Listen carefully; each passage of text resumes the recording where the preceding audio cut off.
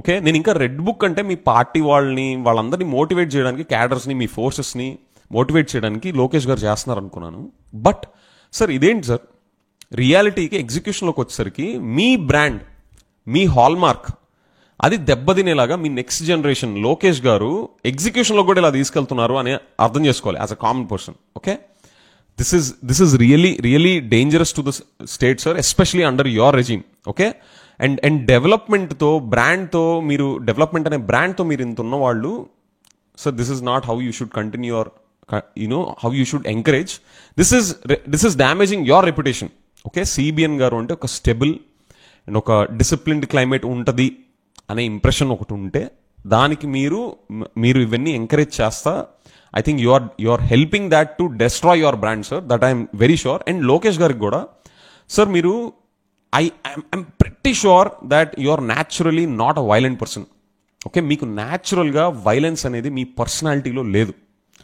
మీరు మాసెస్ని, మీ ఫోర్సెస్ని మీ వైపు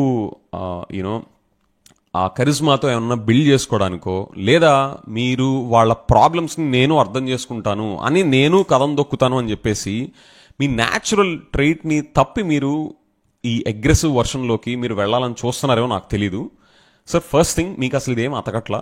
this is not natural to your personality. As a common person మిమ్మల్ని ఎప్పుడు కలవకుండా మీడియాలో చూస్తా నాకు అర్థమయ్యేది ఇది. మీరు ఇలాంటి ఎంకరేజ్ చేస్తా, that to you are educated in Stanford. Okay, మీరు వచ్చి లీగల్ రూట్లో మీ ప్రతాపం చూపించాలి.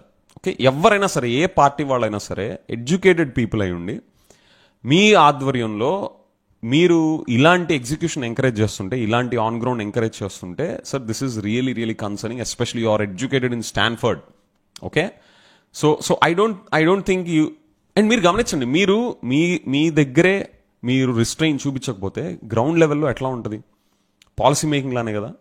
అండ్ నాకు అసలు ది మోస్ట్ షాకింగ్ థింగ్ ఏంటంటే, పవన్ కళ్యాణ్ గారు ఆయన సెకండ్ మోస్ట్ హైయెస్ట్ సీట్స్ని గెలిచి ప్రైమరీ అపోజిషన్ పార్టీగా ఉంటా, అండ్ 100% స్ట్రైక్ రేట్తో ఆయన గెలిచాక కూడా ఫ్రెండ్స్, ఆయన నిన్న మొన్న ఒక వండర్ఫుల్ స్టేట్మెంట్ చేశారు.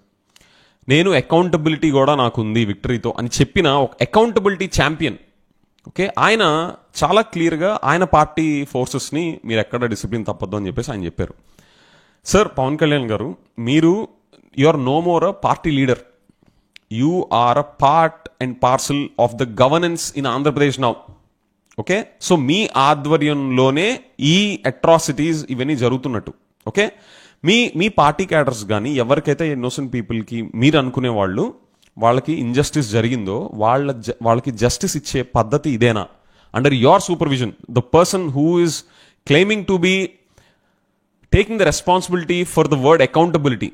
ఓకే, సో మీరు గవర్నమెంట్లో మీరు అకౌంటబుల్గా ఉంటా ఇవన్నీ జరుగుతూ ఉంటే, I don't know how you are not raising any voice are not coming in to controlling the situation. మీరు అమరావతి రైతులకి ఇంజస్టిస్ జరిగినప్పుడు అమరావతి మీరు గవర్నమెంట్లో భాగంగా ఉన్నా కూడా మీరు ఎలా వాయిస్ అవుట్ బ్యూటిఫుల్గా చేశారు. Excellent, phenomenal thing sir. మీరు వచ్చి ఇప్పుడు 2-3 days అవుతుంది, మీ కళ్ళ ముందు ఇట్లా జరుగుతుంటే how are you keeping quiet sir? I'm really shocked friends. నాకైతే చెప్తున్నా, ఈ జనరేషన్ పీపుల్ ఎవ్వరు దీన్ని ఎంకరేజ్ చేయరు. అండ్ మీరు అనుకోవచ్చు అందరూ ఎస్పెషలీ లోకేష్ గారు సార్, మీరు అగ్రెసివ్గా వైలెన్స్ మీ పర్సనాలిటీ ట్రైట్లో లేకపోయినా మీరు వైలెంట్గా బిహేవ్ చేస్తే ఈ జనరేషన్కి మీరు ఏదో అపీలింగ్గా ఉంటారేమో అని మీరు అనుకుంటున్నారేమో.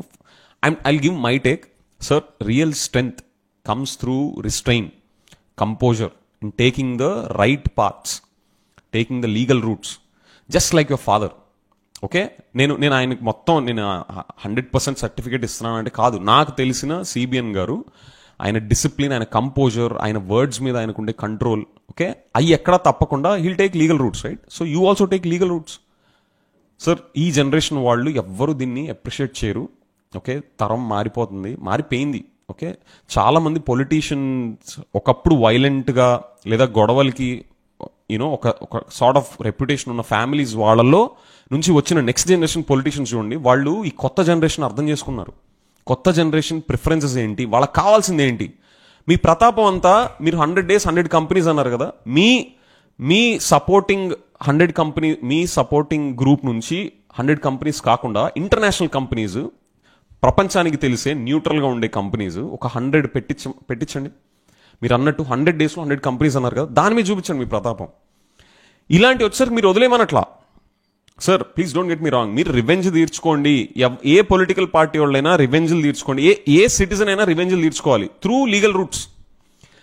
లా అండ్ ఆర్డర్ ఉంది అందుకే కదా. అవి వదిలేసి బ్రాడ్ డే లైట్లో ఇలాగ పట్టపగలు రోడ్ల మీద పడి ఇట్లా సెల్ ఫోన్లు కెమెరాలు ఉన్న సిచ్యువేషన్లో ఎవరైనా పెట్టుబడులు పెట్టడానికి మనకు స్టేట్ డెవలప్మెంట్ కదా ఆయువు పట్టు కదా. ప్రైవేట్ సెక్టర్ని బూస్ట్ చేయడం తప్ప ఇంకో ఆప్షన్ లేదు రియల్గా సస్టైనబుల్ గ్రోత్కి అన్నది మనకు తెలిసినప్పుడు, సార్ ఇలాంటి ఎంకరేజ్ చేస్తే పవన్ కళ్యాణ్ గారు